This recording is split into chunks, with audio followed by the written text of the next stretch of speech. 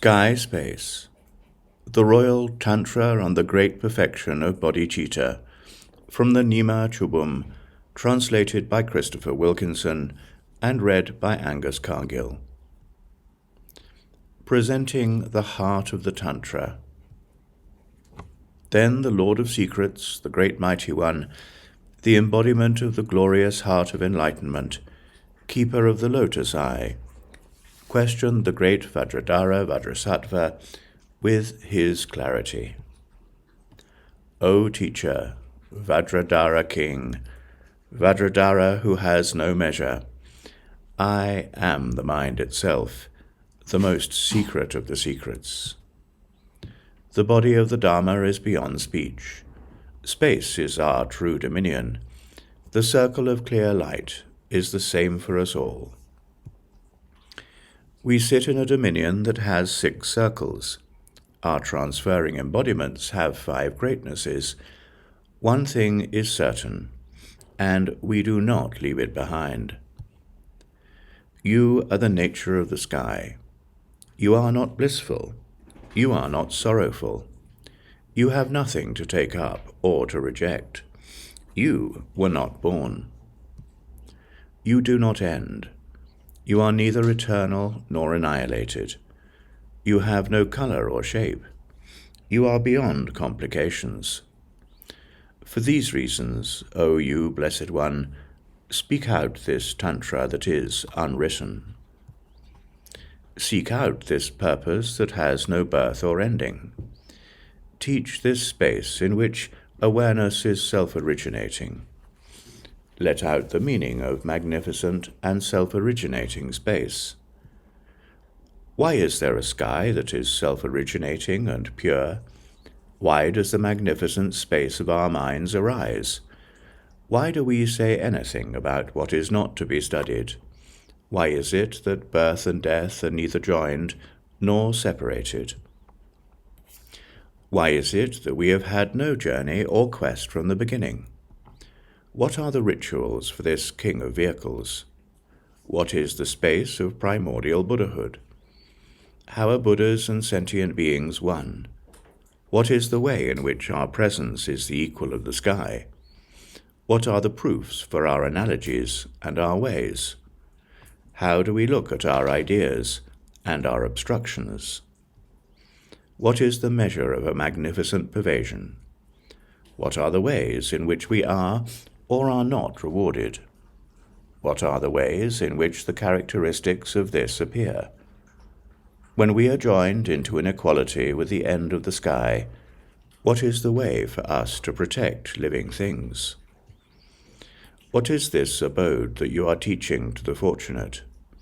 How is the way of the path we enter blissful? How do we discontinue our work on our methods? What is the way we are to apply our knowledge? According to the Upadeśa instructions on our presence, when we have reached the end, there is the Blessed One of the Sun of Wisdom. He is the Blessed One of the self-originating circle, the Blessed One of self-originating victory, and the Blessed One who has no cause and is beyond conditions. The Supreme One who has overcome the river of quests is the Tathagata who has been pure from the primordial. He is brilliantly united with the end of the sky. He holds all of the wish-fulfilling jewels. He is the treasury of the measureless and open sky.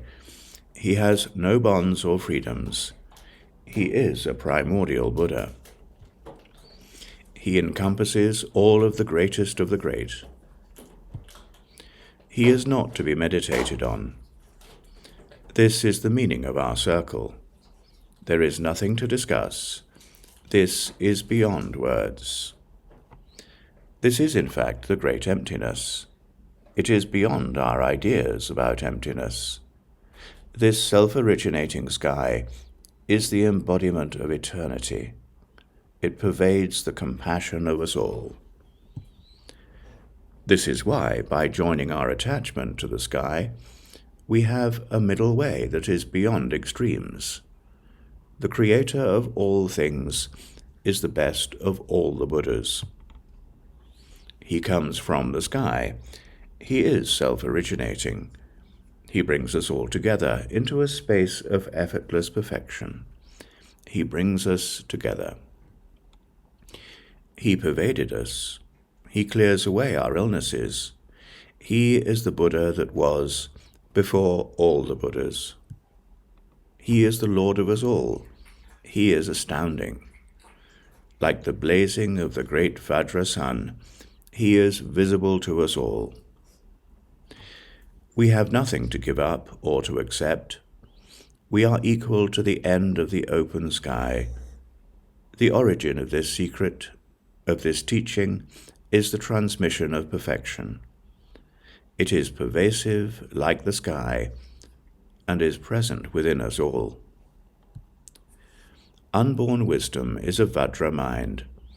The sphere of the lotus is the expansive space of the Dharmakaya. The three times and the timeless are the dominion of time.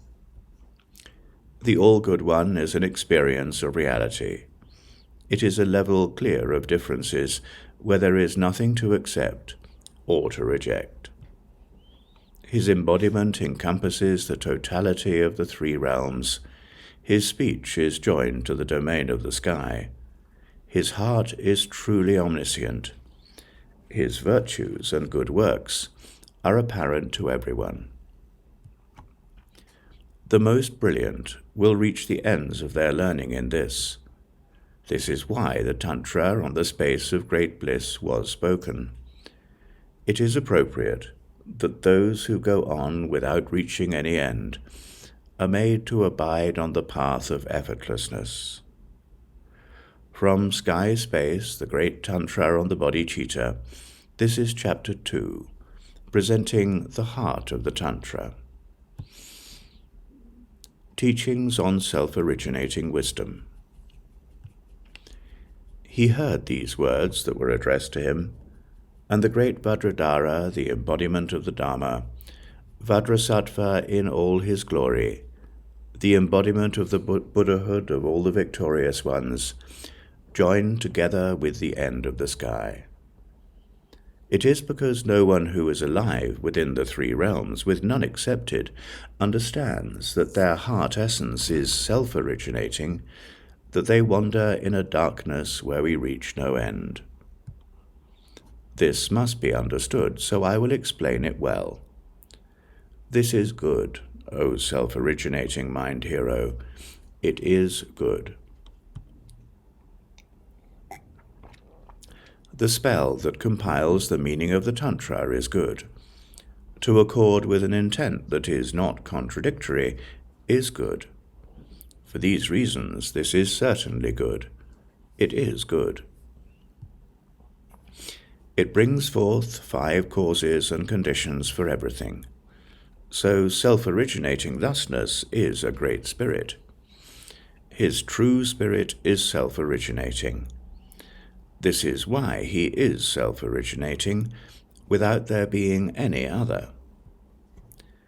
Our birth, support, maturation, convention and movement, the objects of our senses, and the deceit of taking things in and holding on to them, our understanding is joined to the sky. We are self-originating from ourselves. This is a space that is pure. Happiness, sorrow, and indifference, the unmoving, the eternal, and the annihilated, the 3 realms and the 6 classes of beings, the 5 spirits, the 4 births, these are evident in themselves, so they are truly self-originating. The 4 immeasurables, the compilations, rights, levels, and perfections, immeasurable jhana meditations, and our position on enlightenment, these are truly our self-originating minds. They are a space that is pure. The 5 lusts and hatreds, the 5 kinds of good things we desire, our domains, convictions, and all the rest, do not mix and have their own characteristics. But the self-originating creator of all things is the Bodhicitta. This turns out to be a way that is both traditional and non-traditional. Intellects for which the inner and the outer are a duality are seized by delusion. They attain two rewards: invisible space. There is no other objective that is higher than space. To understand the base, to dwell on the base, and to attain our reward, we realize our own objectives, so we leave behind our sorrow. We stop, so our freedom has no taste. But in the space that is equal to the self-originating sky, we are one.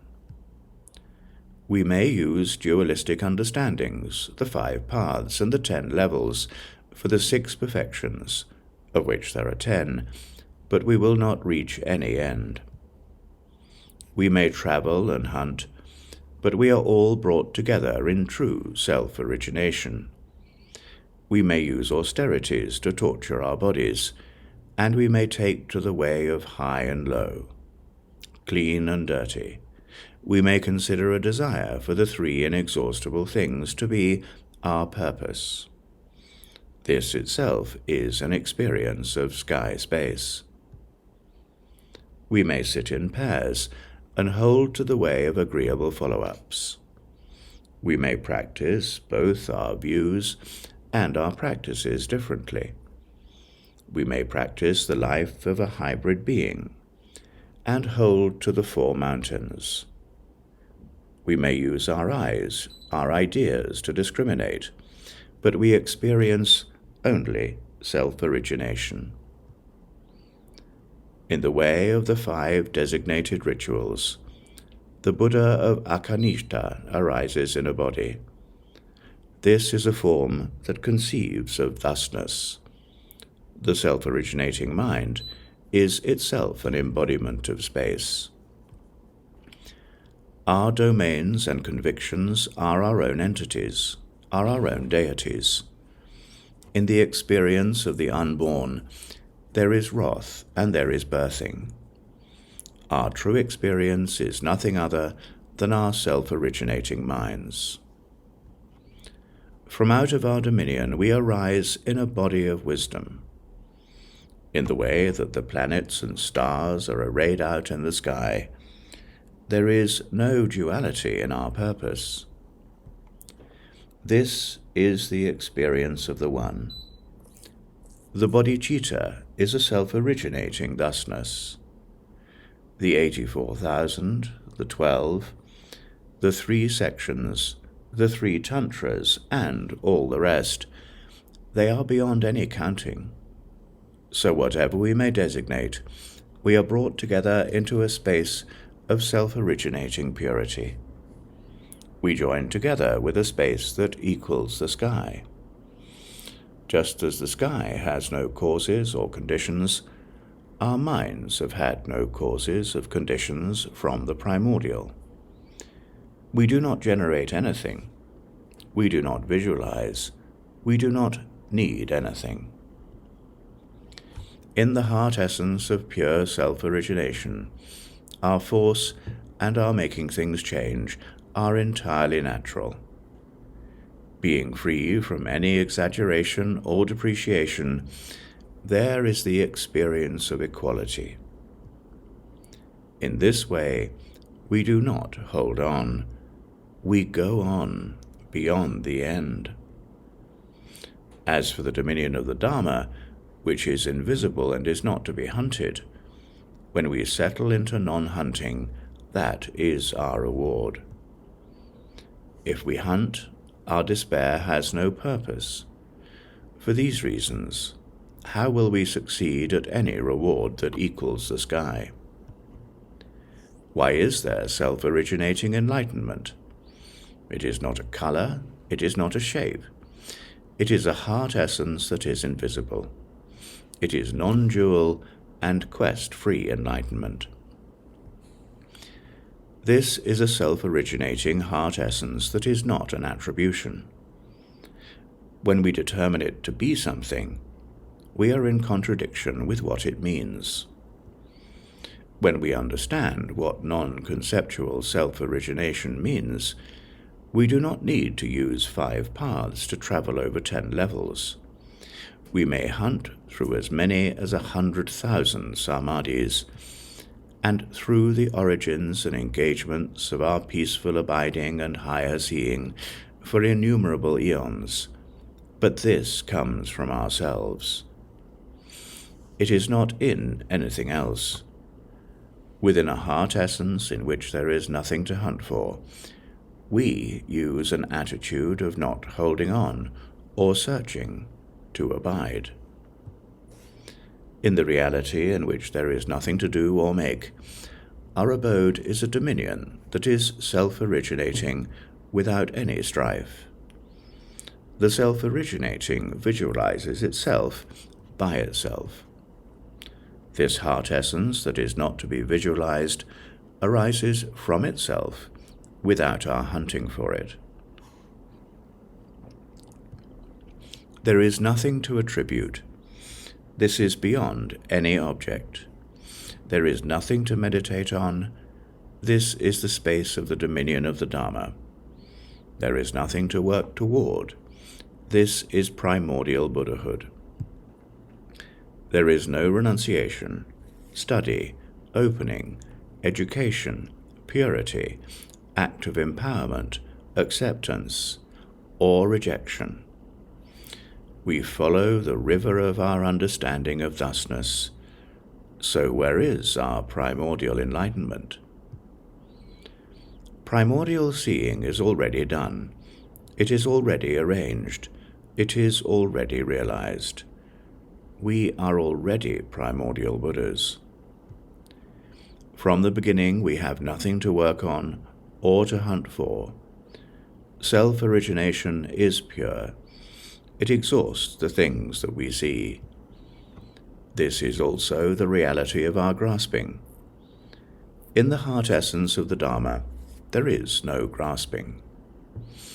We may hang a sign at the doorway of the Dharma, but there will be no end at which the heaps of the Dharma will be exhausted.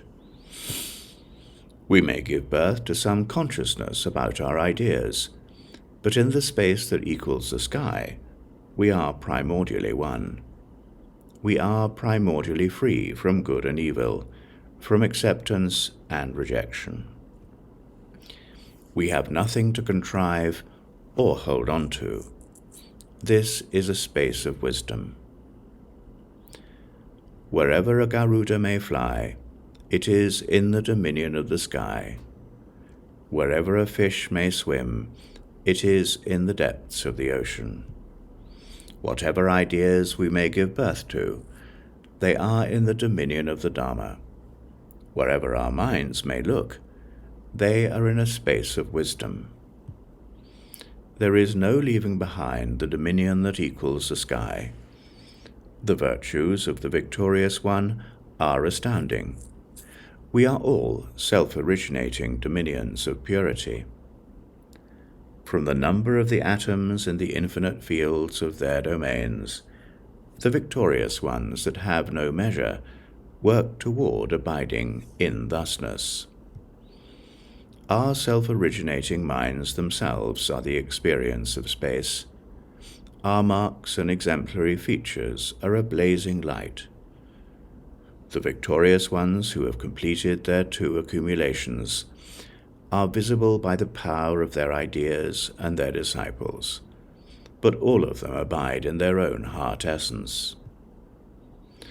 The Tathagatas that pervade the sky, for this reason, are the victorious ones. Their individual bodies, speech and minds, their virtues, good works, powers, fearlessness, prayers, empowerments and knowledge, these are beyond count. This vision is equal to the domain of the sky. We do not search for innumerable rewards. This is why the Tathagatas that equal the sky are actually a dominion of self-originating purity. For some reason, we do not reach any end, But there is no place other than this self-originating dominion. This is not corrupted by causes and conditions. Self-originating wisdom is beyond speech. Wisdom that is not still is great bliss. True wisdom does not hunt for the primordial. True omniscience is beyond being obstructed. True self-originating is not anything else. The meaning of our abiding in equanimity, that is like the sky, is that our circle is one. It is beyond expansion and contraction. It has no birth or death. It is a great eternity. It is round, without parts. It is totally omnipresent. It is infallible. It is uncontrived. It exists in the experience of unity. The Great Circle is a space of equanimity. 100,000 suns pervade the sky, and in a single moment, the darkness of samsara is overcome. The mirror of total clarity is a great light. We are self-luminous from out of ourselves. We experience ourselves. The pervasively encompassing Vajrasattva is supreme. He has the face of a stainless moon. He is the expanse of sky space. He is the soul of us all. This is self-originating wisdom. The all-good Vajrasattva has explained it. That is what he said. Teachings on the space of the mind. Now there is even more that must be explained. The magnificent space of our minds grows in all things. It cannot be removed. It holds the waves of the great ocean. It is not disturbed. The uncontrived is pure. It is the intent of space. It is the many things. That is why it is the mind itself. As for our lust, hatred, dull vision, and jealousy, our true minds are pure. There is nothing to reject. The ugly, the friendly, the divisive, and attitudes that are mean or prejudicial are not things to be taken up. In the fields of practice of our 5 senses, we are joined together with the majestic space that equals the sky. In the fields of practice of the sky, which is our true self, we have nothing whatever to lust for or to acquire. The high, the expansive, the origin of all things, that which is difficult to understand, that which turns out to be our soul, the non-conceptual is an all-encompassing thusness. This is why it is the king who brings forth the sky. In this same way, our true minds are self-originating. This is how it appears. Our circle is one. The analogy and its meaning are similar. Its intent is also proper. This is our self-originating mind. An imagination that is hard and indestructible has no good or bad. It is stable. This is why the earth is the foundation for the birth of what happens. This is our idea about thusness. Our true minds are space. In this way, our true minds are thusness itself. Thusness has been described as being the great element. The condensation, the waves, and the rising of the deep are like the salt that has one flavor. Our true minds are like that, so we agree. This has been explained by our hero, the pervasive Lord Mahadara. Ripening, burning, and heat have no essence, but are able to perform a function. They, too, are a magnificent self-origination. Thusness is the creator of all things, the Bodhicitta. Imagination, spreading out and floating. These are supports for us all. We are like runners who run without impediment. The self-originating mind is also like that. Thusness is a space for the true bodhicitta. This is the end of all our dualistic ideas about being free or not free. The middle way that is beyond extremes is also like this. When a middle exists, an infinity will likewise come forth. Anything at all may appear from out of the space of our minds. The experience of equanimity transforms into our many desires. The three ways of abiding, without contrivance and without distraction, are ideas about thusness. This is not anything at all. It is thusness itself. For so long as there may be all these shiftings of the names, we pervade the space of the self-originating mind. Wisdom is the practice of one-to-one.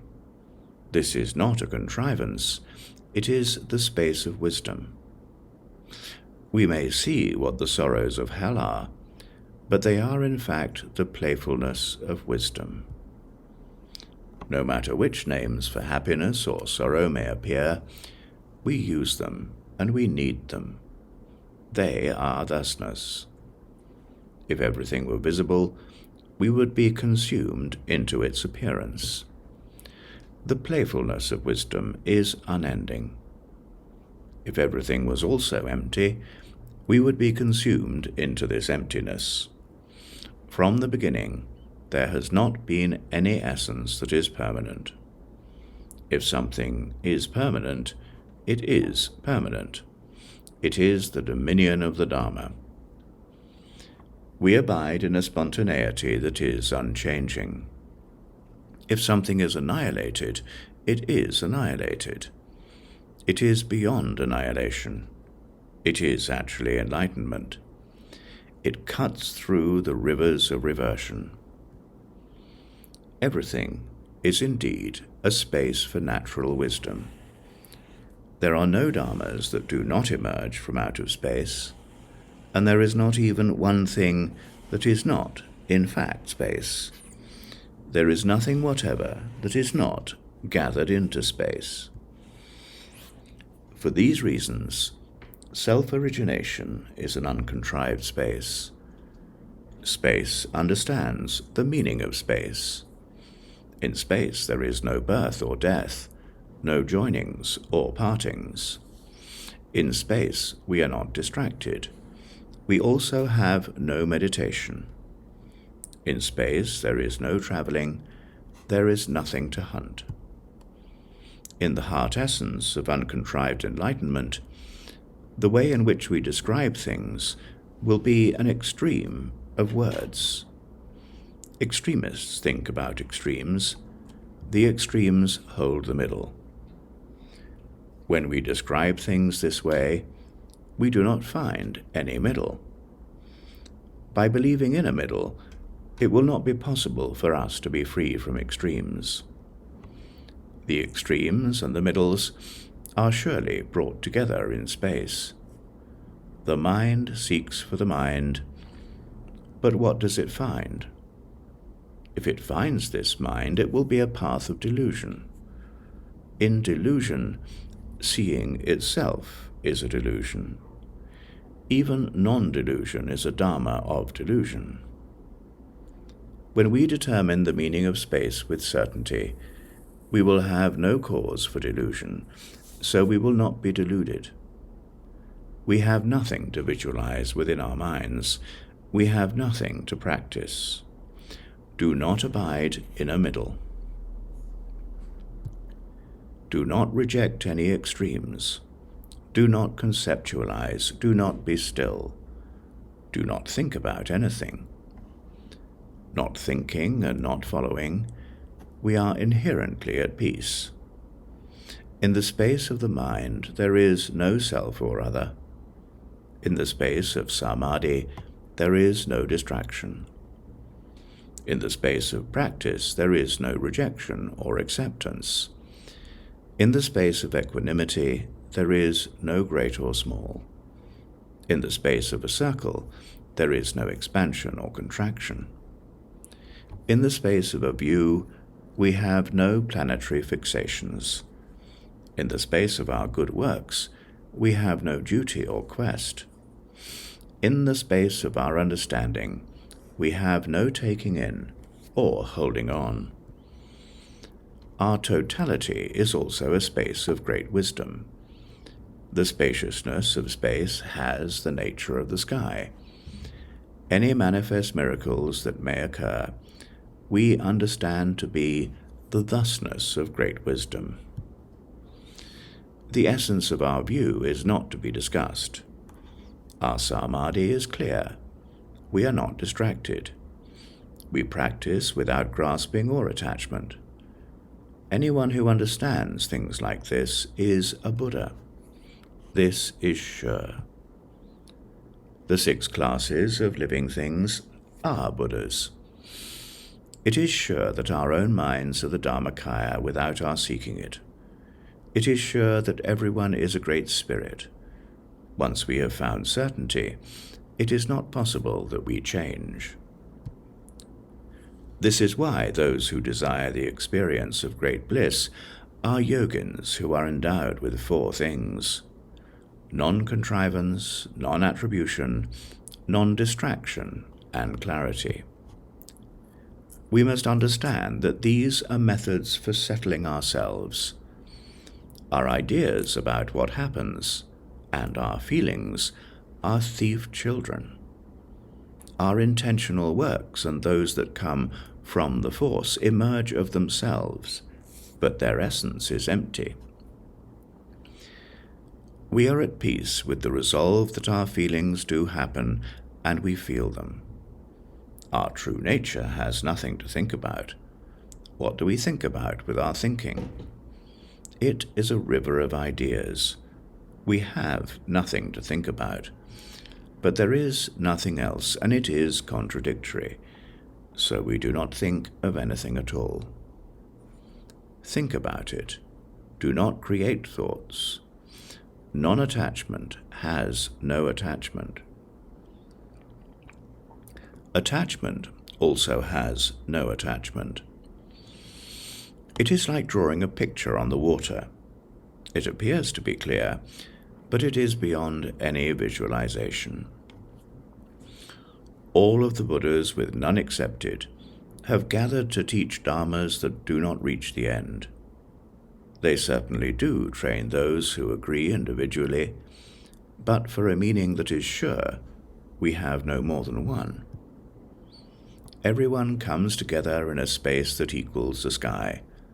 From the very beginning, we have no thought of duality. As one, we have nothing to think about. Not thinking is in fact the end of thinking. It is said in the unwritten Tantra that it is just as we cooperate that we are famed. We are beyond all colors, classes, and lineages. At the ending of our letters, anything is possible. They say that there is a true absence of something. The fools believe in both exaggerations and appreciations. In the wisdom where emptiness is beyond extremes, what do we have to do with existent or absent? Our so-called meditation is an attached attitude that destroys our visualizations. The desire to be free is an attachment. Rejection is itself attachment. If non-attachment is itself attachment, then by hunting for our attachments, we will not find any depth. In the sky that has no depth or end, the desire to meditate by holding a visualization is the work of fools. The desire to attain enlightenment through intentional actions is like counting the drops in the ocean. This is not through any existence. It is not through any absence. It is also not through both. A heart essence that has no end and is beyond grasping sees enlightenment to be the dominion of the Dharma itself. In the same way, in uncontrived equanimity, however we see things, that is how they are. When we attribute them, for some reason, they are not that. Both of these are the extremes of our own ideas.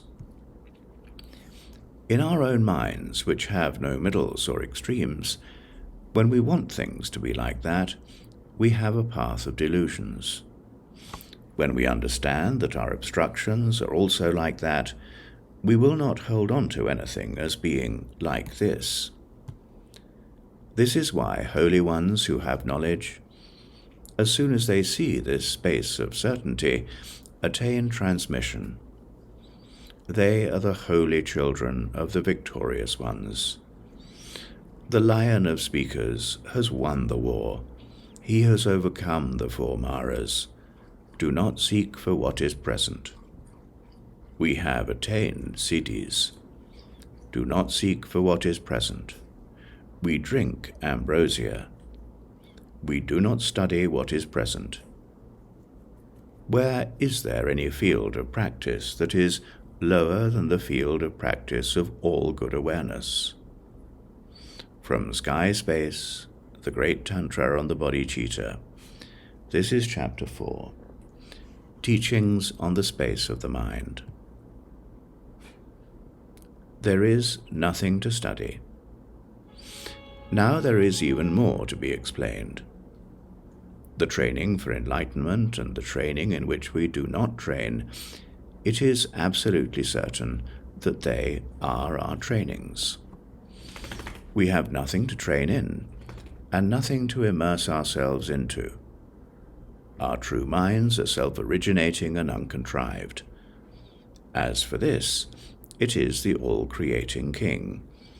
But there is definitely nothing to teach by saying, this. Visualizations or teachings about things that do not exist create bondage. Though we are not bound, we are tied into knots of bondage. The fields where we hunt are corrupt. We are simple and holy. Without bondage and without liberation, we are primordially present. We are going, so we determine everything to be poisonous, while from the beginning it has also been ambrosia. Thusness is the holiness of our own minds. It is beyond being a perspective on what is primordially present. From the primordial, our minds have had no birth or death. From the beginning, we have had nothing to visualize in our minds. From the beginning, there has been no family or lineage in our minds. From the beginning, our minds have had no color. From the beginning, we have had nothing to exemplify within our minds. In our minds, there are no conventionalities to be discussed. In our minds, there are no houses or planetary fixations. In our minds, there is no transfer or change. In our minds, we have nothing to attribute to our sentience. In our minds, we have nothing to hunt for or to work on. In our minds, we have no failure, obstruction, or grounds for deviation. In our minds, we have no virtue or evil. Our existence has no determination, and in this way, a true absence is not something that exists. It is not permanent. It is also not annihilated. From the beginning, our minds have not traveled. In our minds, we have nothing to meditate on with our minds. In our minds, there is also nothing that we do not put down. From the beginning, there are no causes or conditions in our minds. Like the end of the open sky, we are present from the primordial. Where there is nothing that we do not encompass, we do not train, for we have nothing to train in. There is no Buddha. there is also no Dharma. The Sangha are also just the same. There are no paths, levels, or degrees. This is not some absence, it is the intent of our heart. As for this, it has no beginning or end. Self-originating liberation is a path of peace. We have no hopes or fears.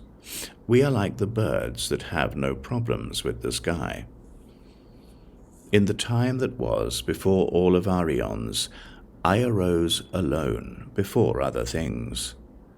In the time before I did not exist, there was not even a name for the Buddhas of the 3 times.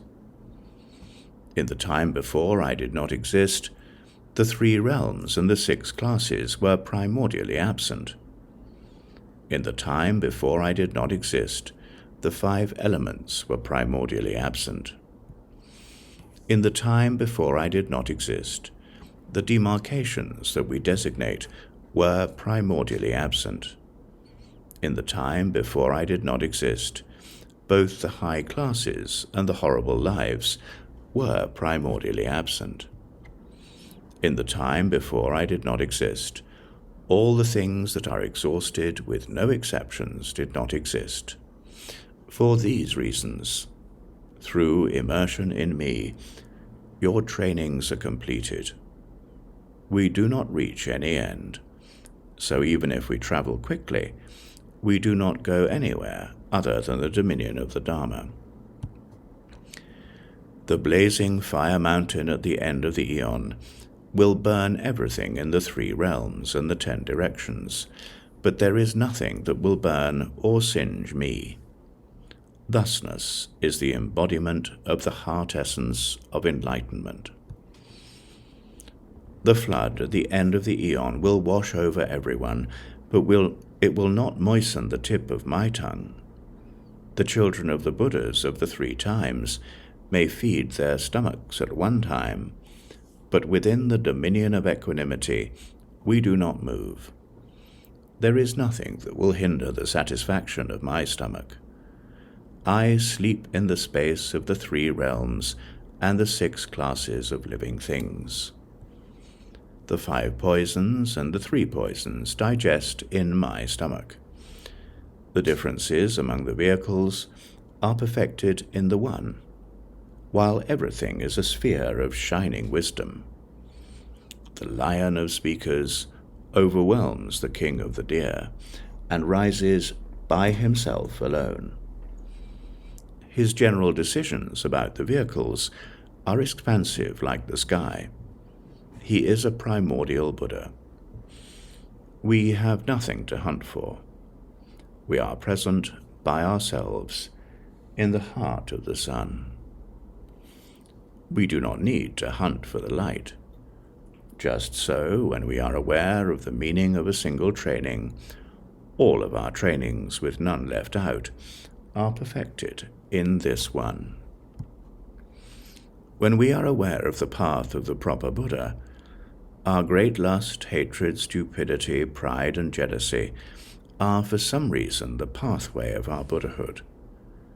People who desire these things demolish bad omens and the bubble of their attributions in a majestic, self-originating enlightenment. They do not discriminate, and they have no ideas about high and low. For some reason, the 5 poisons of our delusion are primordially the self-evidence of our own wisdom. The center of the sun is empty of darkness. Just so, there exists neither delusion nor non-delusion. Even our lust, hatred, and stupidity are, for some reason, the essence of the 3 bodies. This is why the dominion of thusness, without being empowered, is primordially the holy dominion of the Dharma. We use a playfulness toward this self-originating dominion to join the sky to the things that we desire, and in a pleasure that comes from itself, we may make anything into our own playfulness. As for attachment to the dominion of wisdom, attachment to the dominion of compassion, and attachment to the winds of our samadhi, the attachment to non-attachment is holy. It overcomes the nets of our ideas. In awareness, we overcome our own ignorance. We also work to contrive an equanimity about what we have intentionally overcome. Then we abide in the experience of a great peace. We do not divide things into me and mine. We do not separate the dominion of the Dharma from our wisdom. We do not divide our equanimous settling into any objects. Our samaya is to enter the river. We abide in the rivers of a view that is genuinely high, and a samadhi that is not distracted. We are not moved by a mountain of ideas. We are endowed with the resolve of wisdom. The dominion of the Dharma does not take things in or hold on to them. Our view is beyond any position or class. Our samadhi does not enter our ideas. As for this, it is the jealousy of the Mahayana. Our awareness does not drift away from this river. We do not drift away from the dominion of wisdom. When no one is distracted within their own equanimity, we live within the river of the Dharma. Our own minds are the Dharmakaya. We enjoy the totality of the three doors of our felt experience. Meaninglessness manifests within what is sure. This is why no one leaves behind the three bodies. This is why there are some who will train in this. The doors for our training are infinite. It is sure that they are brought together here. It is sure. It is sure that we must train in this. This is why the limits of our training have been spoken. In the One, we are all perfected in a single moment. The limits of our training are equal to the number of atoms that there are. They are gathered here. Perfection is most astonishing. Our methods for getting down from the vehicles are of equal parts. It is sure that we are gathered into a single circle. One who abides within the meaning of the One does not need any study or contemplation. In our higher samaya from the primordial, our true nature is unborn and is not still. We are primordially untrembling. We are beyond using numbered samaya to protect things. We teach all of the 84,000, but from the beginning we are one in sky space. Those who abide in the one circle are primordially one, so we compose ourselves harmoniously. We are skilled at delegating our own minds to be the dominion of the Dharma. We are wise in the totality of the infinite. We have gathered here our root, which is the dominion of the Dharma. It is not necessary that we must be skilled with words. We do not see anything directly. It is the eye that sees. Our hearing is not correct. This is beyond any listening. A yogin who is skilled in this way is primordially beyond any views or planetary fixations. In the dominion of the Dharma, where we have nothing to meditate on, there is no difference between meditation and non-meditation. In the heart essence that is primordially uncontrived, meditation is a delusion. It is a reverted path. In the practice of the infinite, we have no preference regarding practice and non-practice. We have no obstructions or attachments, for they are the work of our ideas. Throwing things off and not throwing them off are delusional clingings. may I be a primordial and magnificent Lord. There is nothing that did not come forth from me. I impart empowerment upon myself. I am beyond traveling through any gradual empowerment. Visualizations and things to know are objectives to be worked on. Our own self-originating minds arise by themselves. From the primordial, we have had nothing to work on or to hunt for. For this reason, the Upadeśa instructions on realizing our objectives are delusions. From the beginning, our true nature is a circle. It does not expand and it does not contract. Holding on to the one is also a path of delusion. For this reason, there are no requirements here. Our awareness does not follow any signs. In the abode of self-originating wisdom, we are perfect. From Sky Space, the great Tantra on the Bodhicitta, this is Chapter 5. There is nothing to study. There is no birth or death. Now there is even more to be explained. The meaning of having no birth, death, joining, or parting is that in the self-originating wisdom that is beyond any ideas, ideas and beliefs about views are pathways of delusion.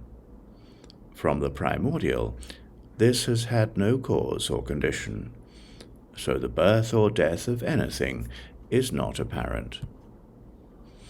In this Dharma, which has not existed since the primordial, what are we doing when we say existent or non-existent?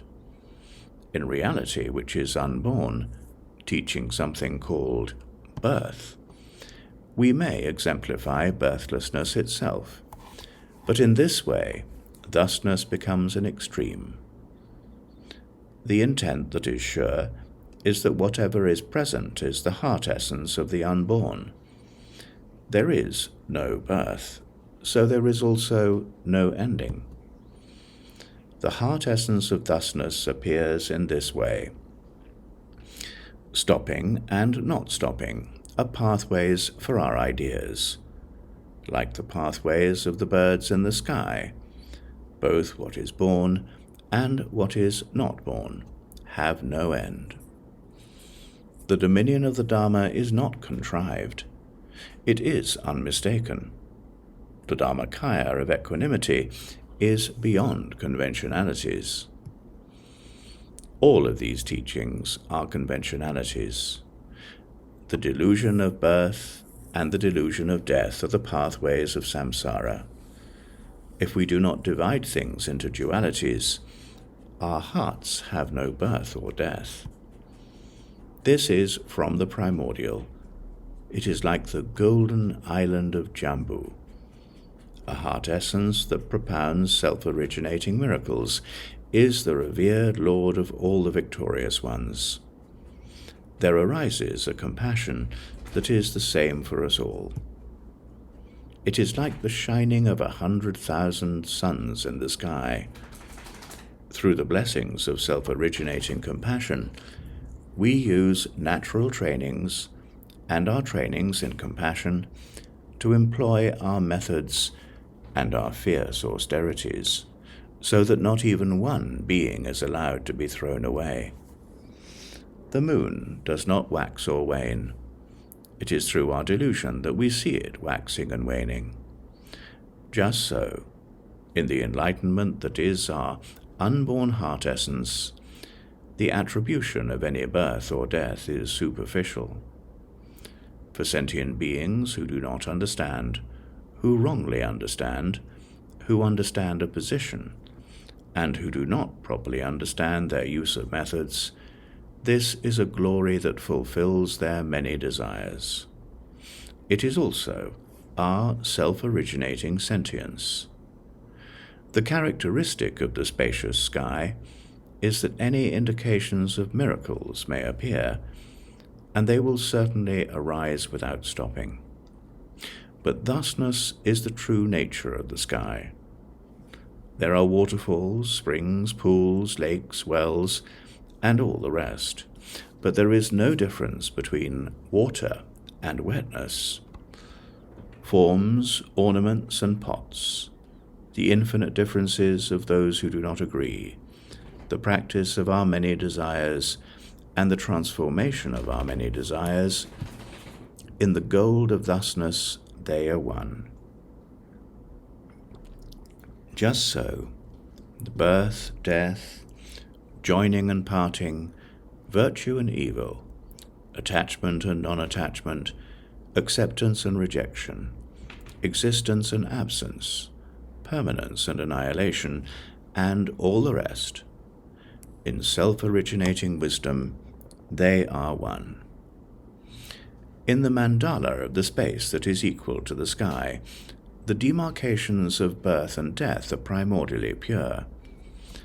Those who play within this purity are like those who believe there are delusions in the pure sky. They reject birth and death and believe they do not exist. They put a stop to form and are like those who feel shadows when they understand that birth and death are truly non-existent. So what must we say about their ideas about birth and death? Any distinctions between bliss and sorrow that may occur do not prevent their individual appearance. They are a magnificent self-originating wisdom. There is nothing other than this. Who do we teach the differences in the vehicles? Our 6 individual purposes are effortless. All of them are in the sphere of the great perfection. They are surely gathered into the space that equals the sky. In the sky, the self-originating dominion of the Dharma, we are not stained by the dust of our ideas. Real problems are great virtues. A sign of motion becomes a great enlightenment. As it is with the red lotus, it is born in the mud, but is primordially free of fault. It is smooth, it is good, its color is clear, it is cool, it is not to be found, it lives a long time. The virtue of thusness comes forth from it. In the reality where our ideas are our wisdom, where would there be any termination of reality? In this Dharma that is inconceivable, where would we reach any end with our thoughts? Birth and death are also the space of our reality. Sorrow itself is the path of enlightenment. We do not contrive what happens or our feelings. This is an expansive dominion. The 5 kinds of emotional problems are also a space for wisdom. The 3 realms are, from the beginning, the dominion of the Dharma. Within them, the 6 kinds of living things arise as the children of the victorious ones. Real thusness does not rise and does not set. In the play of self-origination, thusness is one. How may we be sure that this is so? You may ask.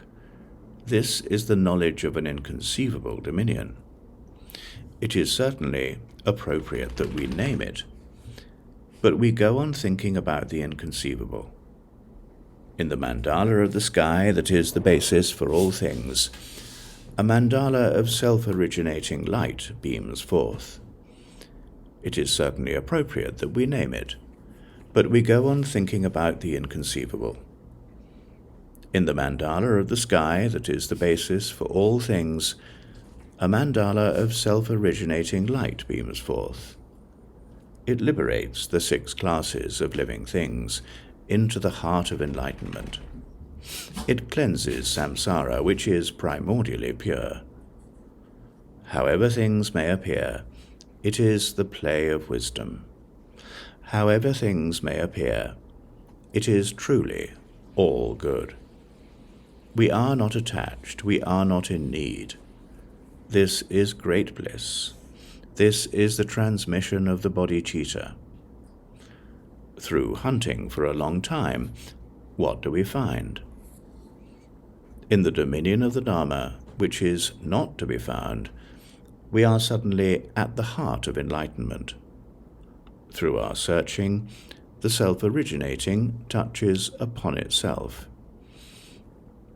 In the infinite palace of self-luminous wisdom, there is the clear light of 100,000 suns. A samsara of ignorance has never existed, but it is also a self-originating purity. In the great eternity that is from the primordial, who will attribute there to be a duality of birth and death? Since the beginning, great emptiness has been supreme, but to advocate emptiness is a pathway of deviation. Who has determined that there are causes and conditions for primordial self-originating wisdom? Our true purpose is self-originating. It has no birth or death. When we do not understand that there is no joining or parting, we use words that are our reverted ideas as our predominant method, and we exaggerate our lack of any birth or death, while our intellects follow after the sounds of our reverted ideas, and we proclaim that there has been no virtue or evil since the primordial. When we place blame, we fall into a great hell. One who practices, having nothing to accept or reject, is himself great in his accepting and rejecting things. When we deliberately act to accept and reject things, this is the great obstacle of our having fallen into reversion. For one who understands the meaning of thusness, reverted practices become the path to enlightenment. We are finished, so we have overcome the mountain of our strife. When even the practices of the demons are enlightened, what do we need to say about the views of others? Acceptance and rejection are just understandings. However we may practice, we are not afraid. We do not divide things into virtues and evils. In the heart essence of our equanimity, primordially, we are one.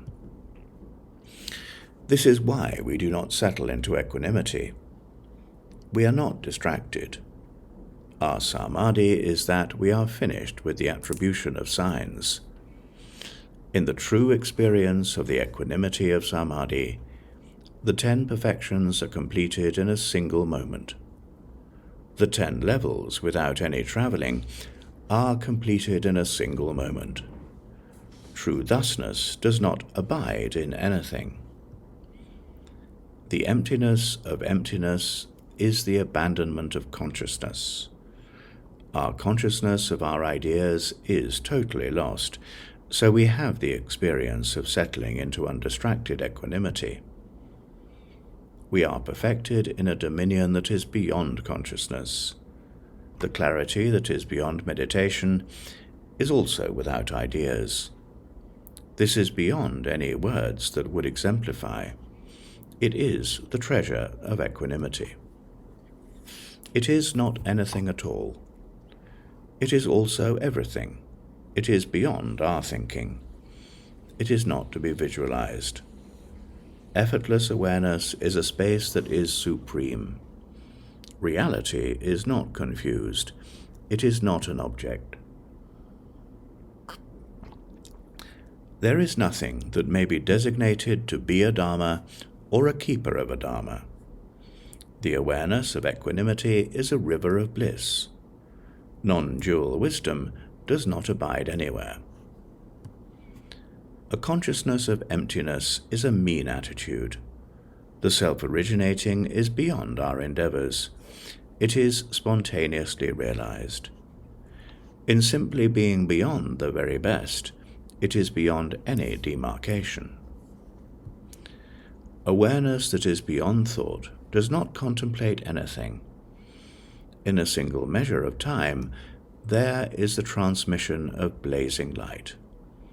In the dominion of the unborn, there is no death. The sphere of our dominion does not join or separate. The emptiness of emptiness has no extreme or middle. The sun of wisdom dawns in a single moment. We have nowhere to travel and nothing to hunt. Now there is even more that must be explained. A wisdom that is beyond travelling. A wisdom that is beyond travelling is the finest path. We use paths and the grounds for deviation that there are on paths to join with what it means to be aware without trying. We join things together using meanings, ways, and analogies. Then we enter into what it means to be a space that is equal to the sky. The outer and inner vessel and contents are the embodiment of the Dharma. Self-originating awareness is a space that is supreme. It is effortless. It is beyond the influences of the planets. Self-originating awareness is the supreme path. Concerning the wisdom that retains experiences without exemplifying them, it is to be enjoyed right to the end of the sky. On the road to freedom, which is the secret of the three realms, a wisdom that does not come or go is shining. This is not by stages. It is present in a single moment. We do not expand. We do not contract. This is how it is. There are no outsides or insides. This is the dominion of the Dharma. Self-originating wisdom is a light that is clear. It diffuses in a single moment to encompass the sky. The three essences of this king of self-clarity are that the three bodies arise by themselves as the force of our awareness. Our primordial presence and the things we understand must be known to be paths that are meaningful. What this means is that there is no mistake in the path of the middle way.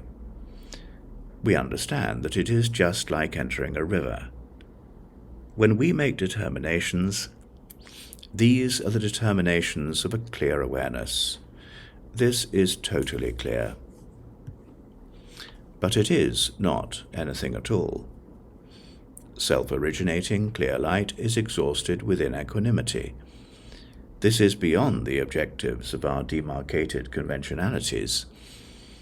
The middle way is beyond any visualization. It is a path of honesty. The sky that has no position is the limit of our fullness. It is clear. It is a transmission that is beyond visualizations and engagements, without exaggeration and without blame. This is the space of our awareness. Effortless perfection is a transmission that is meaningful. We maintain our experience of clear awareness. It is not to be discussed. It is through the purity of our not discussing it that we use the language of our discussion to hold the wheel, and with the specifics on the themes that we discuss, we put unspeakable awareness into a system. The unspeakable is a topic that is to be discussed. The unspeakable is put into a system by speaking. When we understand the path of the unspeakable dominion of the Dharma, we will be beyond all speaking and not speaking. In the supreme speech of the King of Speakers, we do not work to hold on to refutations and proofs. Through speaking, we have a way to understand the unspoken. The Prakrit is to be understood clearly. The unspoken uses the delusional words that we say. So when we do not exemplify our awareness, just as it is, our self-luminous wisdom will be the finest door. This is not an idea. It is beyond the pathways of methods. When we use the transmissions and the Upadeśa instructions of our gurus, we lack the force of our own awareness, just as it is. So we use the language and words of our own reverted understandings to write degenerate tantras on the practice of secrets. This is like the blind leading the blind. We fall into the great crevice of our reversion. We become associates of the world, and we become causes for the destruction of the secrets. This is not the way it is. It is corrupt. We do not see any meaning that is properly sure. By force of our turning to vehicles that are mixed up, we end up in a vehicle for the hybrid beings of this world. We deviate from the meaning of the uncontrived great perfection. We fail at the intent of the unchanging secret. We leave behind the river of self-luminous awareness. We are bound in the irons of questing for ideas. In the same way that a butter lamp shines, we do not hold on. We engage with a power that is beyond conditions. We use the Upadeśa instructions that are like a waterfall to be settled, just as we are. Just as the jeweled foundation of the earth blazes, everything is clearly the way that it is. Like a red lotus, thusness is beyond attachment. Like a kalabinka bird, we have not cleansed anything from the primordial. We are perfected instantaneously. We are uncontrived like the true nature of gold. Everyone abides in a single self-luminosity. As with the heart of the sun, our compassion pervades without going or coming. Like the waves on the great ocean, we may appear anywhere, and we are gathered into ourselves. Like a blazing precious gemstone, we have not accumulated anything. From the primordial, we are spontaneously perfected. Like a crystal, our true nature is pure. Just as we look at things, so do they appear. The unchanging has a true nature that is black. The uncontrived dominion of the Dharma is beyond conditions. Like the ocean that bears salt, our wisdom has the taste of true freedom. As it is with the great vastness of the sky, the uncontrived abides in primordial clarity. One who takes the way in which there is no deed or doer engages in what self-luminous awareness means. He uses a yoga that he does not apply or engage in, to shine in equanimity just as he is. The non-duality of objects and minds is a transmission of meeting and touching. It is the great light of unexamined self-luminosity.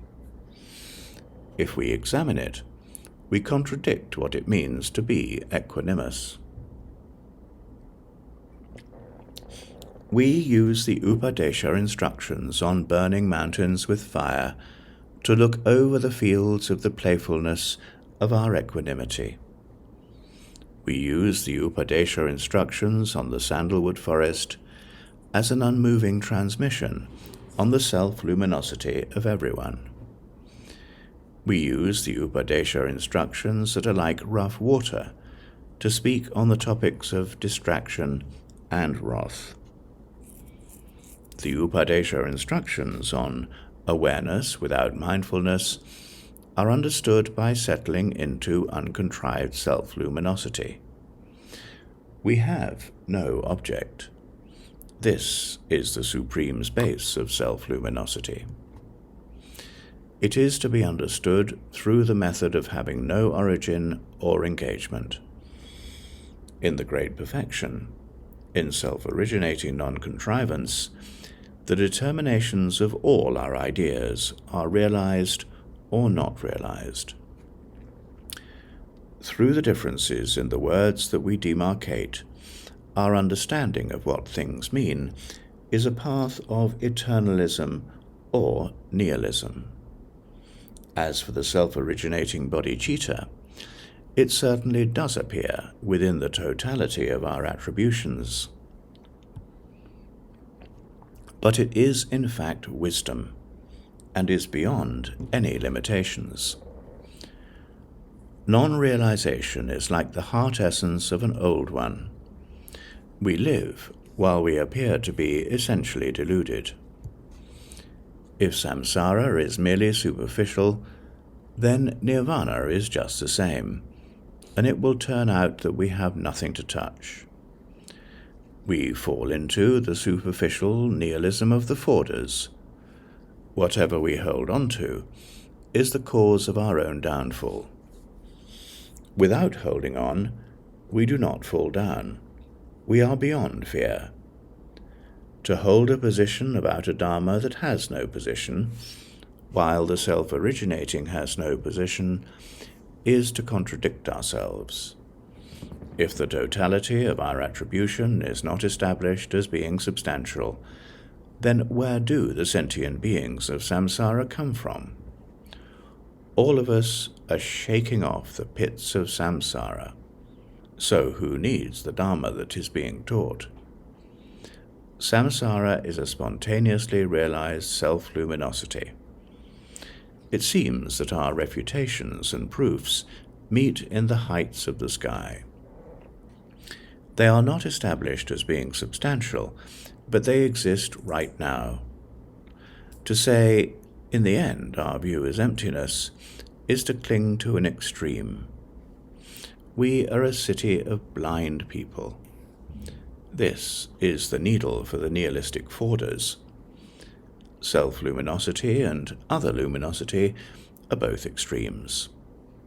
We know, so we do not abide even in the middle. Self-luminosity is an extreme in which we hold on to ourselves, so other luminosity is the extreme in which causes and conditions come from others. The minds of the foolish who are uneducated do not see the meaning of this self-origination. We do not find the bodhicitta by hunting for it, and we will likewise not find it by not hunting for it. The pathway in the middle of hunting and not hunting is our success in the realization of the clear light of wisdom. In the dominion of the Dharma, which is an equanimity that is beyond any position, we may use causes and conditions and the karma of ourselves and others to hunt. But we are blind people who will not find anything. Our desire to eat is just a way to meet with rocks. Whatever may appear is our self-originating mind itself.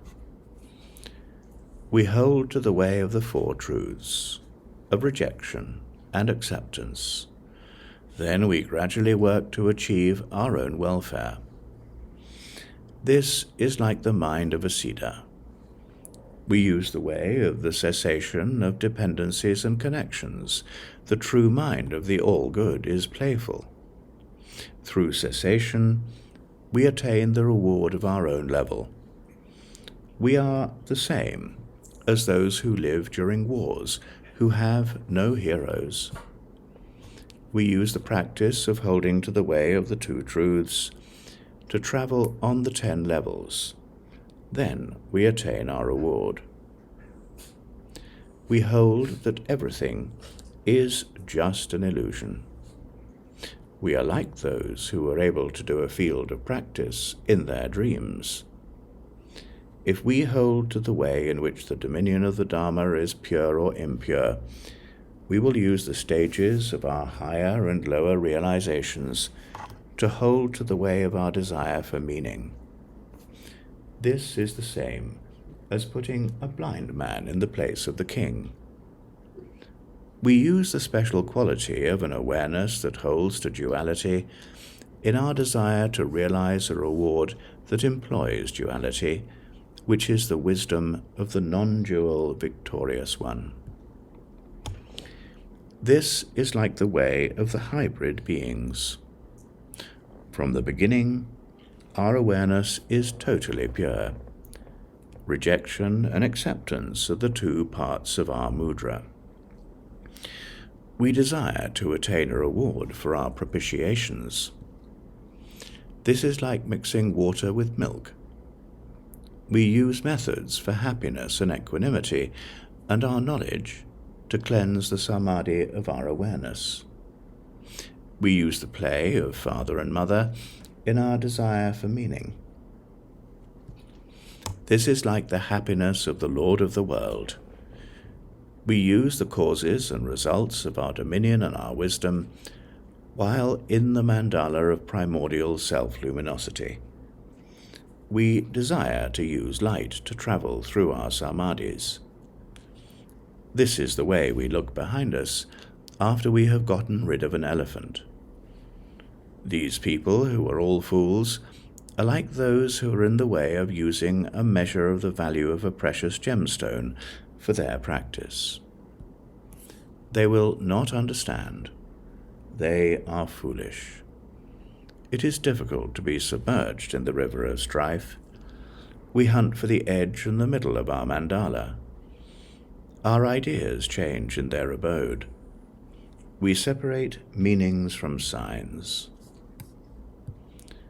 The inner door is the separation of our dominion from our wisdom. We separate fathers from mothers and colors from numbers. We use our ideas about turning back the armies of samsara to support our methods and to count our samaya.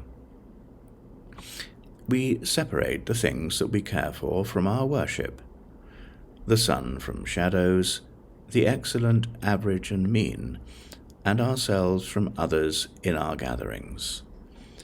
We separate our hopes and quests, our truths and preferences.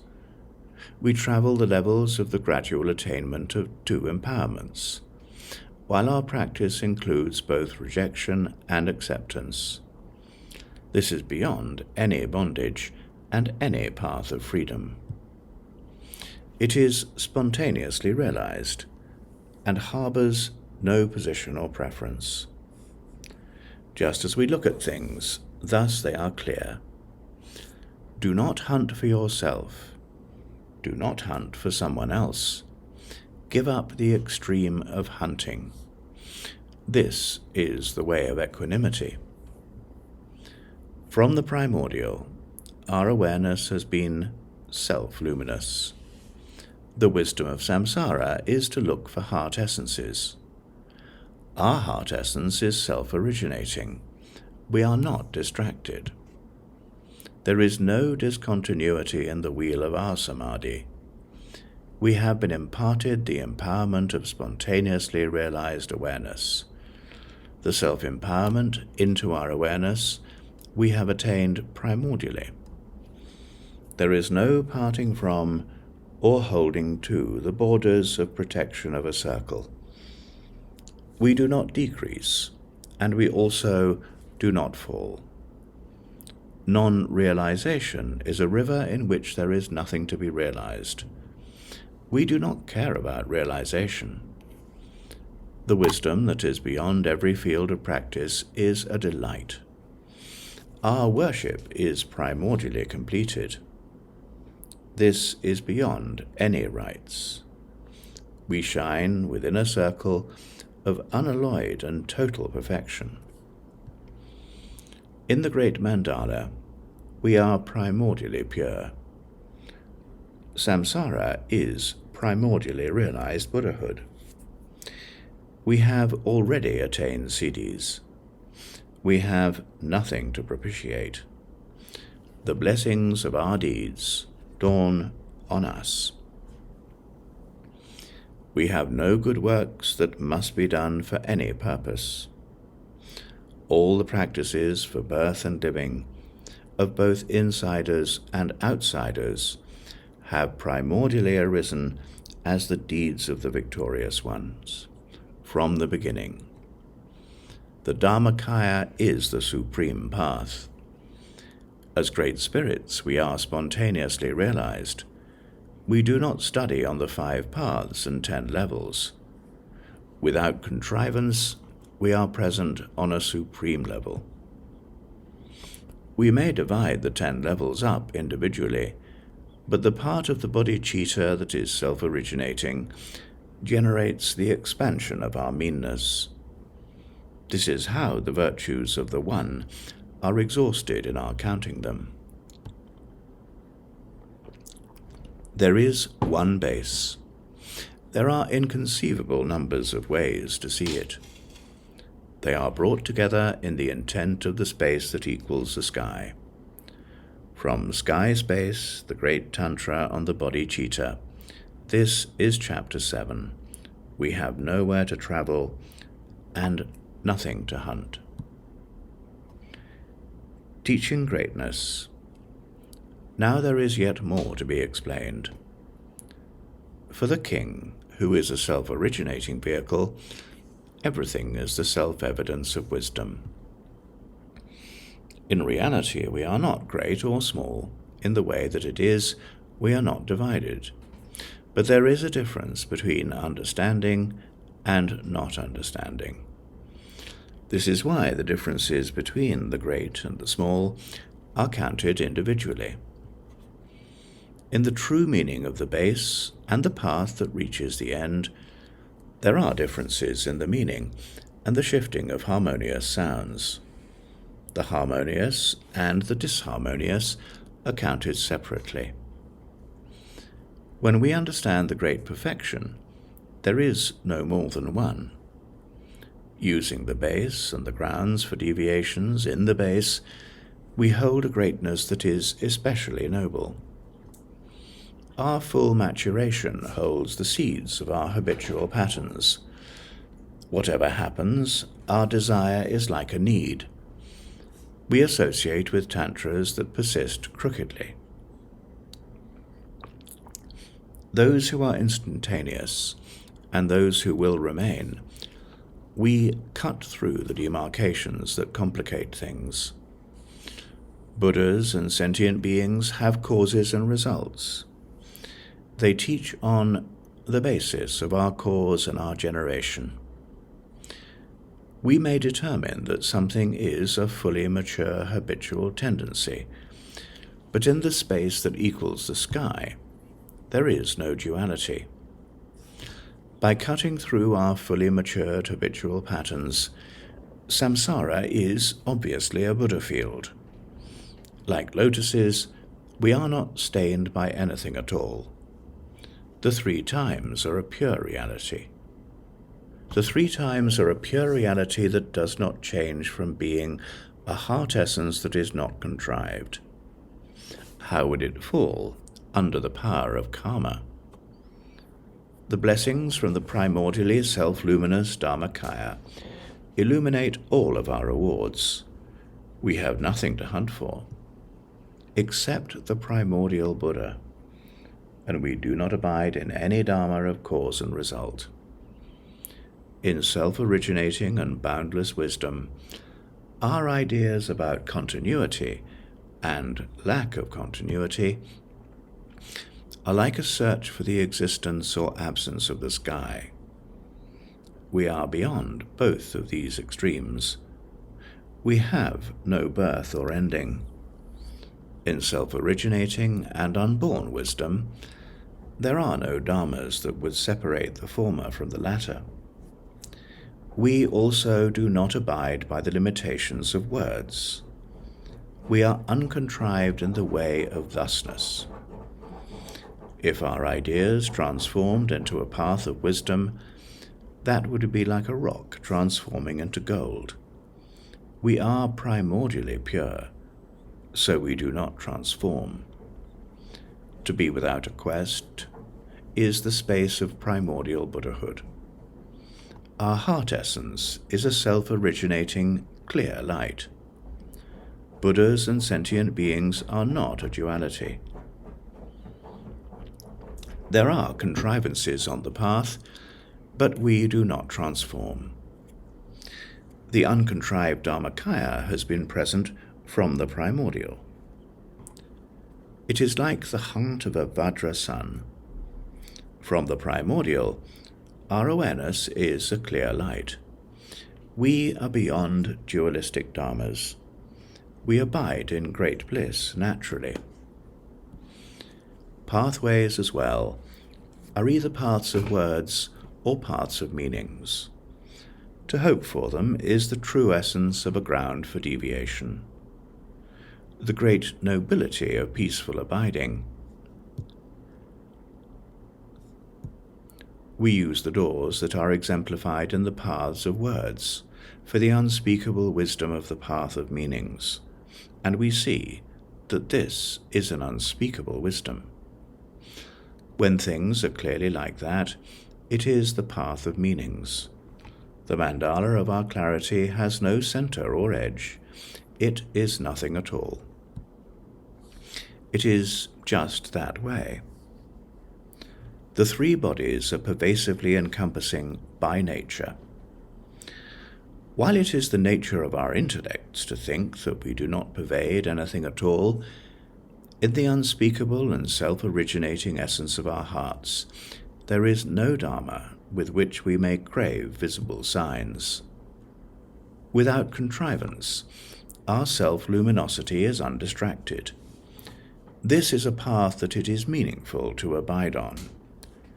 To hold on to parts as being clear or unclear, and to take the parts to be peaceful abiding and higher seeing, then there being a gradual arising of wisdom, this is a path that has meaning for what we are looking for.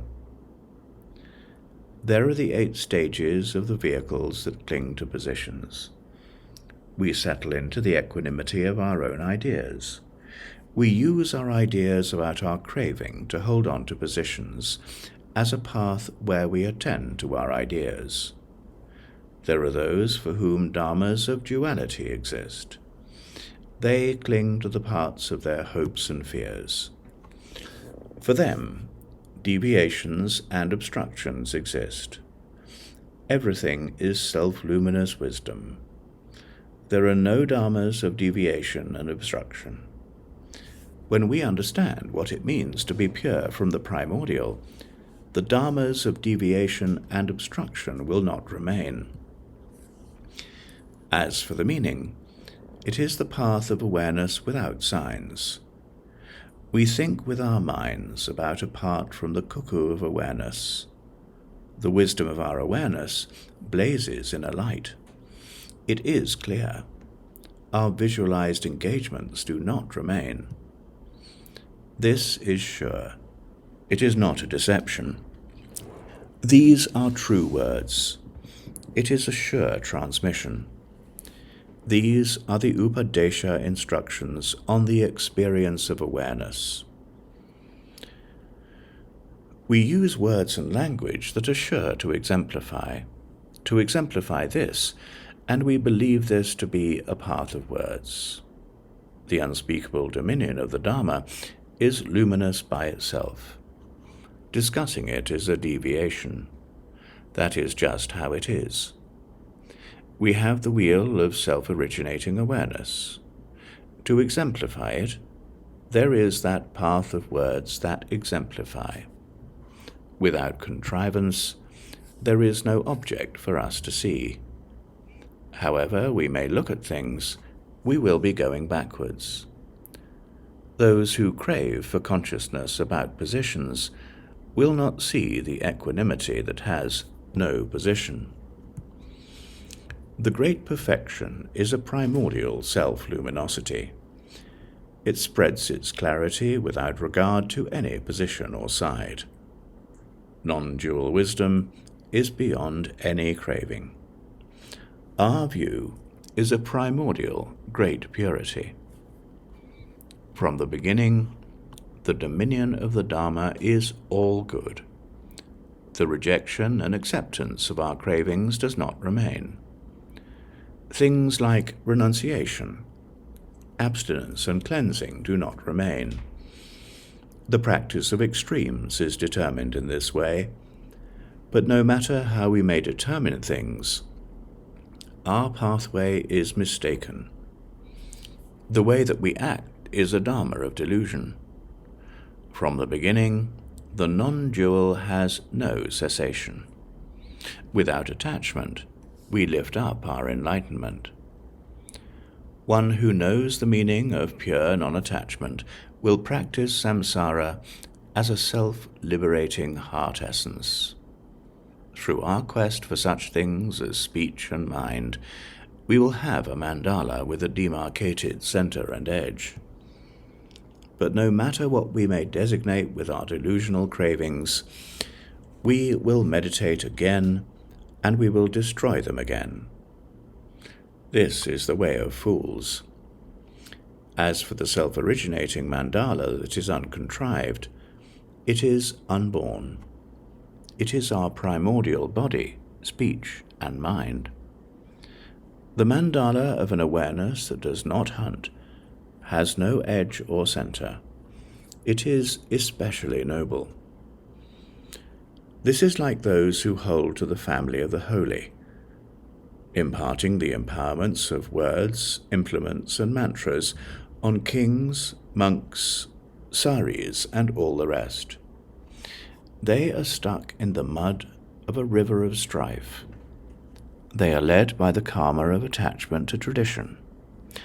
Our traditions are in the 9 brilliant abodes of samsara. The reversions in our existence are the pathways of samsara. As for the wisdom that is the king of self-empowerments, it abides in all living things primordially. Through being introduced to the symbols for the words, we actually become Buddhas in just an instant.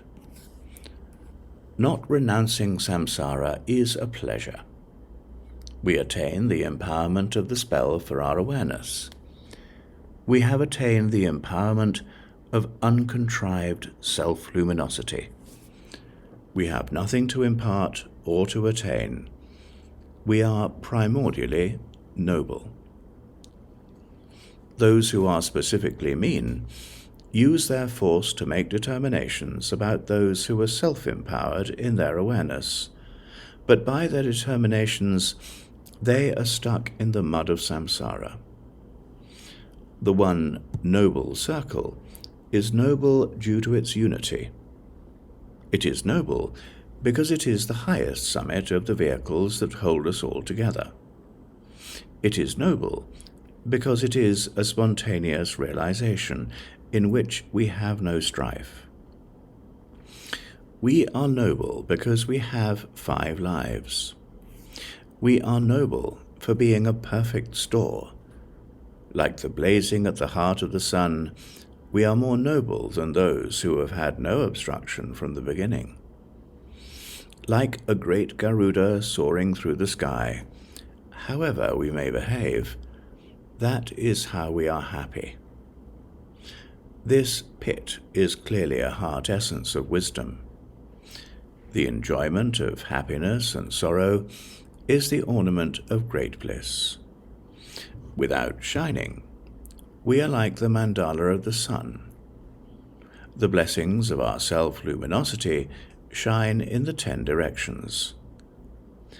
At a time when our dominion is a clarity that equals the skies, the Prakrit will be clear, so it will be the time to teach. Our unchanging heart essence is a self-luminous transmission. We use our awareness of how things are to understand them clearly. The heart essence of blazing light is the supreme transmission. The sun of our self-awareness is clear without any position. Samsara shows its heart essence in a single moment. Everything is clear within our non-dual awareness. Non-dual wisdom is self-originating. The expansive space of our awareness is suddenly transformed. For our heaps of the precious things that bring us our desires, we use the differences among the vehicles that we associate with questing to make our designations. This is a conceptualization. We will not meet with any unsought wealth. From out of the expansive space where there is no great or small, the greatest of the great abide naturally. Those who argue about the differences between the great and the small are little kids. To be especially noble is to understand the meaning. This is why the division of the differences between the great and the small is clear. In our concentration on wisdom, in which we do not hunt, the differences there are when we hold on to things dualistically are not present. We are especially noble, and we teach this. That is why our refutations and proofs are most clear. When we meet up with the meanings of the symbols, our refutations are proven. This is not for any immediate purpose. One who is aware of non-duality is this way because of the things he understands. Yogins of the sky Vajra experience the clarity of their wisdom, but unspeakable awareness is the experience of our sentience. We are exhausted within a self-evident clarity. Self-originating clear light is beyond discussion. We cut through our ideas about our cravings. Our clarity is clearly without origin or engagement. It is nothing at all. It is thusness. The direct perception of unsought awareness, as it is in the transmission, is non-dual. We understand this clearly. We cut through our movements. Non-dual wisdom is perfected in the One. This is a transmission of a heart essence in which we do not settle on some other. We understand this clearly. We have no doubts. As for the mirror of our self-originating sentience, things are clear just as we perceive them. We hold to our understanding and our engagement. This is the transmission of the self-luminous awareness of samadhi. When there is no joy, we must understand this clearly. Unmoving yoga is the supreme path. Faultless awareness is a treasure for the wheel. Self-luminous awareness is a directly perceived clarity. The experience of happiness arises from our own selves. It is not a project. The true nature of illusion is peace. We abide in the resolve of an awareness that does not hunt. The Tantras, transmissions, and Upadeśa instructions are perfected in the One. Like the sunrise on the pure islands of gold, this clarity is beyond discussion. Total awareness is a transmission of self-luminous perfection. Sentient beings have been Buddhas from the beginning, so what are we looking for by hunting through our ideas? Our wisdom moves through everything. We use an assuredness with the sounds of magical words to teach ourselves a meaning that is sure. From the faces of our gurus, we understand what is certain. The wisdom that illuminates everything is pervasively present. But we do not understand the winds of the way things are. Our key is an awareness of magical words. The sounds of words that are sure are most clear. It is due to some specificity of understanding that we immerse ourselves without distraction into these things that are our true purpose, and so we become clear. This and that come about by stages. Anyone who has a simple position about anything holds to their position. We will not realize what we hunt for, yet there is nothing that we do not hunt for. We do not find anything. That is the reason we are tired. Self-originating clear light is a space of great bliss. From the primordial, it has resembled the heart of the sun. It is an abode that is equal to the sky. It absolutely does not have any edge or center, any great or small.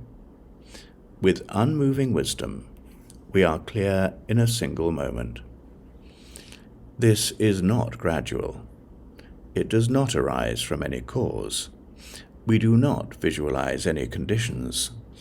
It is pervasively encompassing, like the end of the sky. It is like a painting of 1,000 suns in the sky. Total illumination has no obstructions. It is clear in a single moment. In a heart essence that is beyond middles and extremes, our self-luminosity is the clear light of a single moment. So in a single moment, omniscience dawns on us clearly. Primordial clarity is unchanging, and from the swastika comes a virtue like the light of the sun. It is like a gem that is beyond strife. The pleasures that we desire fall on us like rain. This virtue is a great and spontaneous realization, and from it our compassion spreads out like the sky. Our blessings shine like 1,000 suns. Our deeds and practices are not partisan. They are spontaneously realized. Unobstructed wisdom brings us all together. We enter the light of the wheel of self-luminosity. This is us, the akanishta that is meaningful. It is a genuinely exalted. It is not possible to measure it. The proper akanishta is the dominion of the Dharma. It is a mandala for those who are not proper, an infinite palace that has no center or boundary. It holds the jewel ornament of blazing wisdom. It is the abode where the Buddhas of the 3 times reside. They dwell in the excellence of the clear light of awareness. From Sky's Base, the great Tantra on the Bodhicitta, this is Chapter 8, Teaching Greatness. The meaning of space is primordial Buddhahood. Now there is even more that must be explained. This is the space of primordial Buddhahood. When we do not understand that this is for certain, our meaningless searches are the reasons we are tired. This is like an island of precious gold. In the true nature of the Bodhicitta, we are beyond obstructions. This is the meaning of primordial Buddhahood. It is called what it means to have no mind. In the mandala of Sky Space, we are brought together into a harmonious wisdom. So our actual empowerment is the way in which we are aware. We use the lamp of shining wisdom for the blazing light of the awareness that we exemplify, and an understanding dawns on us that is truly certain. Self-originating clear light is pure. We do not abide by the dharmas of exaggeration and depreciation. This is the mandala of the self-luminosity that is beyond us all. An uncontrived, clear light is the river of our awareness. It is like the heart of the sun. It is like the sky that brings forth all things. We abide in the way of secret wisdom. Non-dual wisdom is the thing that is secret. Unmoving self-clarity is the supreme experience.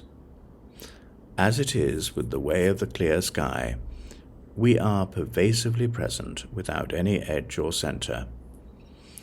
The heart essence of us all seems to be the same. However, we are all one.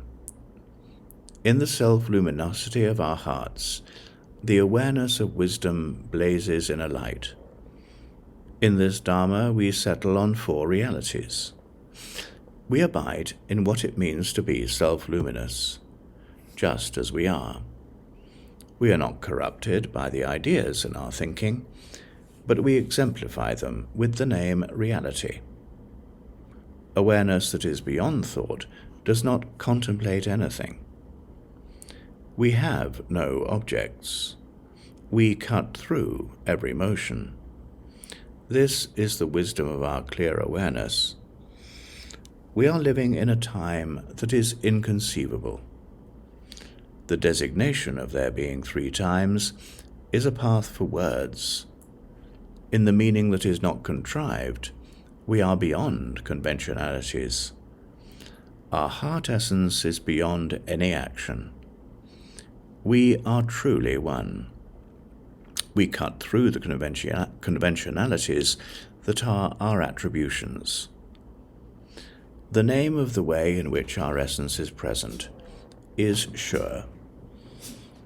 In the reality in which we do have time, our teachings are truly inconceivable.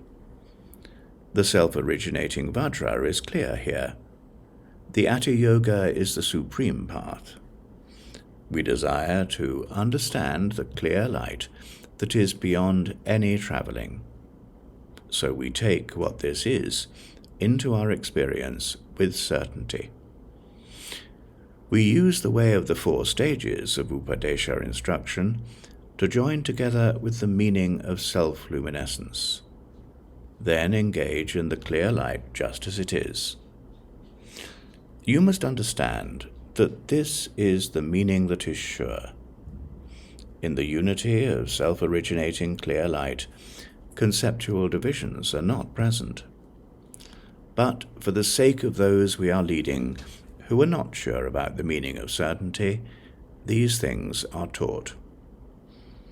This is what it means to use Prakrit grammar. We use the difference between certainty and uncertainty for the uncontrived self-luminescence of our own minds. This is not an obstruction. This is clearly the way that it is. Through looking for being and non-being, for refutations and proofs, there are the 8 vehicles on which we accept and reject ideas. We enter the door of our own views and practices. Then we want to attain a reward, a place of our own, having no certainty. We engage in stages. We have a quest. We use the differences in the connections between words and meanings, for in the unmoving excellence of the way that it is, non-conceptual wisdom is spontaneously realized. Our unmoving awareness abides in what is happy. We use the sound of the magical word, pra, within a self-luminescence that is beyond thought and action, so that whatever we understand has the special quality of a total understanding. We use a wheel of commentary on language and meaning to spin for the sake of supreme self-luminescence. This is a meaning that is beyond any presence of letters. We use the sounds of teachings that are beyond discussion to understand. As for the ocean of teachings that are beyond sound, all of them surround us and bring us together. There is something special about renouncing a mean attitude. This is how sounds unite with meanings. We use the wheel that is an awareness of mindful understanding to surround everyone and overthrow them in their own dominions. This is a door that is exemplified. We use Upadeśa instructions that are in the Prakrit language so that we are given to understand what the degree of the heat of our certainty may be from the mouths of our gurus. As for the awareness that meets with words and signs, we meet with a sign for the non-conceptual. We know and understand. Luminous wisdom is connected to everyone. We experience the meaning of the heart essence of wisdom. We are aware, but if we do not find any certainty, we are like drawings on the water. In our lack of understanding, we give power to others, and just as soon as that happens, we transform into non-existence. It is just like seeing gold on gold. We find certainty and are beyond doubting. Just so, we use an intellect that is sure of the meaning. Our lack of delusion is a meaning that is sure. We meet with symbols. We are endowed with resolve. We use causes and results, for without them we would not come to be. We use the way of studying these things to teach. We experience thusness. This is not a stage. These are true words that are sure and that do not deceive. The meaning of the resolve by which we teach the unmoving is that thusness is the degree of the warmth of our certainty. This is to be understood by pleasing our Guru. We use the special characteristics of an understanding of the meaning so that our self-originating awareness is beyond causes and conditions. The sun that is a maker of clarity is not a lamp. We do not abide by the dharmas of other causes and conditions. Our own experience is that we abide within the nine. It is like the dawn of a self-originating sun. Unsupported awareness is self-luminous. All of us are equally brought to dust. We do not know any sure measure of the time. We fade into the sky, and we are ended. Just so, there is a hidden meaning that will not be clear. Due to our not understanding what a champion's gemstone is, we become paupers. In the same way, we may abide eternally in the space of self-luminosity, but if we do not find the Upadeśa instructions that are sure, we will not find any purpose we are sure of. Those endowed with methods to please their Guru will use the Upadeśa instructions they desire. That is sure. But they will act to harm the Upadeśa instructions of the oral transmission. Without them, we are like blind people who are hunting for a road. Our wisdom is born as an unstructured, clear light. It shines in the space of ceaseless awareness. Thusness is the conclusion of our awareness. The measure of the time must be explained by a Guru. In this way, the teachings that are clear do not move. From the first on up to the 53rd, there is not even the least thing that grows or does not grow. The fire tongues of wisdom shine as a blazing light. They are nothing at all. In a single moment, there is the supreme transmission of a heart essence of self-clarity. We abide in a space of unspeakable awareness. At first, we have a samadhi of attributions. Second, we are like hybrid beings. Third is the transmission of unmoving equanimity. Fourth is like a waterfall that does not spill. Fifth is like the pervasive space of the sky. The special quality of a single awareness divides us individually, according to the way that we appear. If we understand this with certainty, it is like a golden island. This is the way that we are rewarded for our understanding. As for the Upadeśa instructions on the expansive space of wisdom, it is a contemplation that reaches the end of our powers. Warmth in the experience of certainty, whatever it may be, will certainly be understood from our Guru's mouth. This is sure. The way that we look at things is the space for our wisdom. Awareness that is beyond hunting is a dominion that we perceive directly. It is beyond being an object, for our origination engagement, or visualization. In the arrow of the cave of the seal, there is the land of Korsha. It is a cave where the jewel Dakinis go. It is the supreme abode for the ocean of our wisdom. Vajrasattva actually taught there. Then unto people who were further emanations, who were his heart children, he imparted the empowerment of the vase of royal investiture. Then he actually taught us an awareness of the heart. He organized us with samaya that are not to be protected.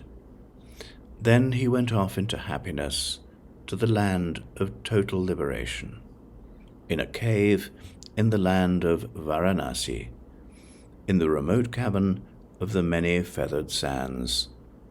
The primary objective for our champions is the land of Sala, where, by the banks of the Naranjana, there is the construction of the vast transmission of Indra, where the kings of the Nagas, Ocean, Indra Bodhi, and all the others, gradually engaged in a wisdom that has a birth and an ending.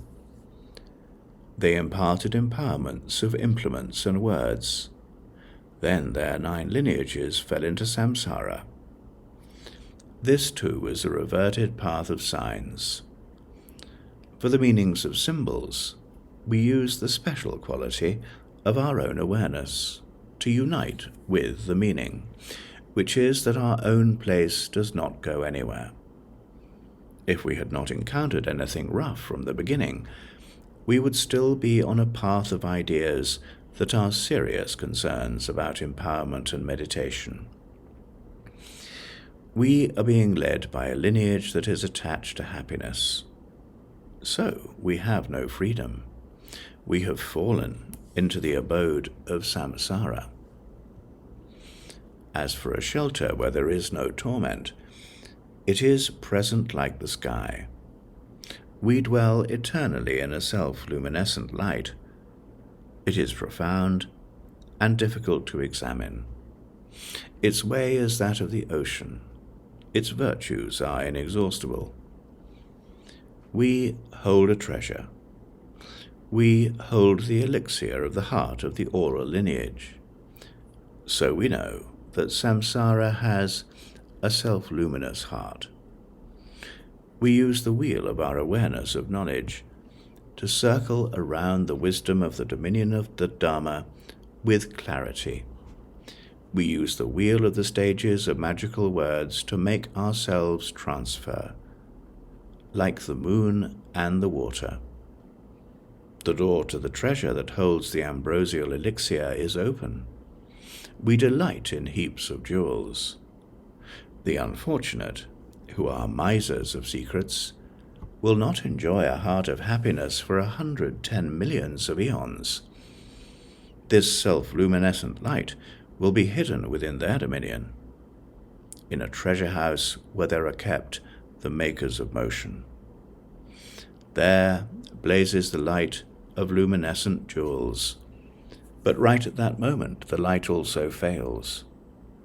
We will be simply covered in darkness. In that same way, this Upadeśa instruction will be taught by someone, to someone, even after the light of the luminescent jewels has failed. It will fall into the realm of the darkness of samsara.